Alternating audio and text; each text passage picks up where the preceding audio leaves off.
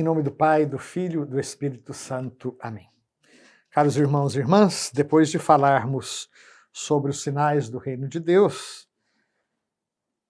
ou seja, os milagres, os prodígios que acompanhavam as palavras e a vida de Jesus e que eram testemunhas da sua própria identidade como Messias, que testemunhavam que o Pai o enviou e que eram também instrumentos para fortificar a fé daqueles que acreditavam em Jesus, nós chegamos ao parágrafo número 551, as chaves do reino de Deus.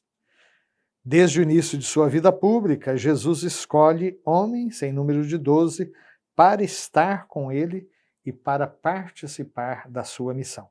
Marcos 3, 13 a 19.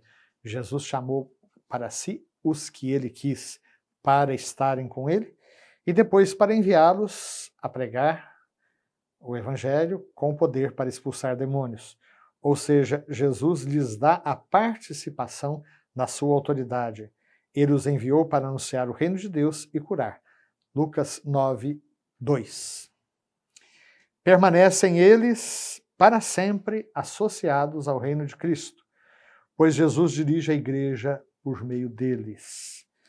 Nós temos aqui Lucas 22, de 29 a 30, que diz assim: Por isso, assim como meu Pai me confiou o reino, eu também vos confio o reino.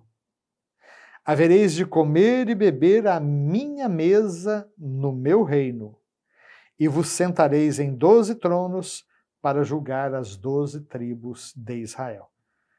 Então, São Lucas mostra Jesus partilhando com seus apóstolos essa sua disposição, esse desígnio, que é desígnio de Deus, de conduzir a sua igreja através daqueles que ele escolheu.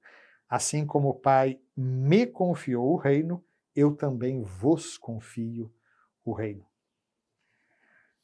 No Colégio dos 12, essa é uma expressão sobre a qual nós ainda vamos falar bastante.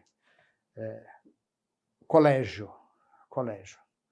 Os 12 formavam não só uma comunidade, não só um grêmio, a expressão mais técnica é um colégio, de modo que existe entre os 12 uma colegialidade. No Colégio dos 12, Simão Pedro ocupa o primeiro lugar.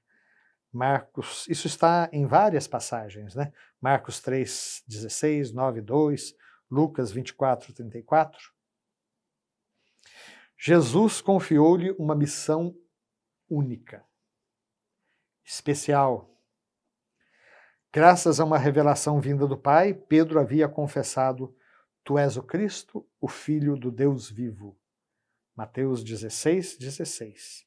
Nosso Senhor lhe declara na ocasião: Por isso eu te digo, tu és Pedro, e sobre esta pedra edificarei a minha igreja, e as forças do inferno não poderão vencê-la. Mateus 16, 18. Meus queridos, esta é uma passagem sobre a qual já se gastaram rios de tinta e de reflexões. Jesus estava fazendo uma pesquisa de opinião pública. E ele pergunta para os apóstolos: quem dizem aí, no meio do povo, que sou eu?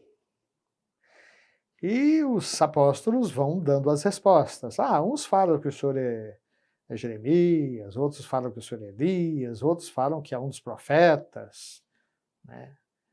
Até Herodes pensava que Jesus fosse João Batista, que tinha ressuscitado dos mortos, né? E aí Jesus se dirige aos 12 e pergunta: e para vocês, quem sou eu? E aí Pedro toma a frente e no lugar dos 12 vai dizer: Tu és o Cristo, o Filho do Deus vivo. Antes de falar sobre o significado desta confissão de fé de Pedro, eu gostaria de partilhar com vocês uma experiência que aconteceu lá no Vale do Paraíba, em São José dos Campos, há muitas décadas atrás, seguramente quase 40 anos atrás, em que um grupo de jovens saiu de gravador debaixo do braço e microfone, né? Naquele tempo a gravação era um pouquinho menos sofisticada do que hoje, que você com o seu próprio celular já pode sair gravando as coisas. E com aquele gravador eles saíam nas ruas e praças, saíam nos bares, nos supermercados, em todos os cantos. E chegava para as pessoas e perguntava: quem é Jesus Cristo para você? As respostas eram muito variadas, né? Jesus Cristo é o Filho de Deus, Jesus Cristo é um grande mestre, Jesus é um grande líder, um homem iluminado, um espírito de luz. Muitos se recusavam a responder, né? Nada a declarar, mas alguns até se aventuravam a respostas teológicas, é a segunda pessoa da Santíssima Trindade.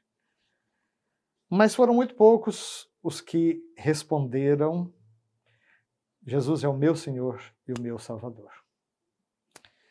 Hoje essa pergunta é dirigida a cada um de nós, para você, para mim. Quem é Jesus Cristo? E a resposta que nós dermos será fundamental para a nossa própria identidade de cristãos. Pedro responde: tu és o Cristo, o Filho do Deus vivo. E Jesus vai dizer que aquela não foi uma conclusão da cabeça de Pedro. Pedro, você é feliz porque não foi a carne e o sangue que te revelaram isso, mas o meu Pai que está nos céus. E aí Jesus vai lhe fazer essa promessa tão grave. Por isso eu te digo que tu és Pedro, e sobre esta pedra edificarei a minha igreja, e as portas do inferno não prevalecerão contra ela. Vejam, Jesus não disse que as portas do inferno não viriam de rugir contra a igreja, que elas não haveriam de bater contra a igreja. O que ele disse é que as portas do inferno não poderiam vencer a igreja, não poderiam prevalecer. Ou seja, a barca vai chegar a Porto Seguro mesmo no meio das tempestades. E as tempestades sempre existiram na história da igreja e vão continuar existindo. Tu és Pedro, e sobre esta pedra edificarei a minha igreja. Na verdade, a pedra angular que os construtores rejeitaram é o próprio Cristo. Ele é a pedra viva que os construtores rejeitaram. É ele o sustentáculo da igreja. No entanto, nós lemos no livro do Apocalipse que a Jerusalém celeste, que desce do alto, ela estava apoiada sobre 12 colunas, nas quais está escrito os nomes dos 12 apóstolos do Cordeiro. É o próprio Cristo que garante essa estabilidade e que garante que a igreja construída sobre Pedro há de vencer as potências do mal e da morte. A pedra é a profissão de fé de Pedro, e Pedro, em razão da fé por ele confessada, permanecerá como rocha inabalável da igreja e terá por missão defender esta fé de todo desfalecimento e confirmar na fé os seus irmãos. Lucas 22, 32.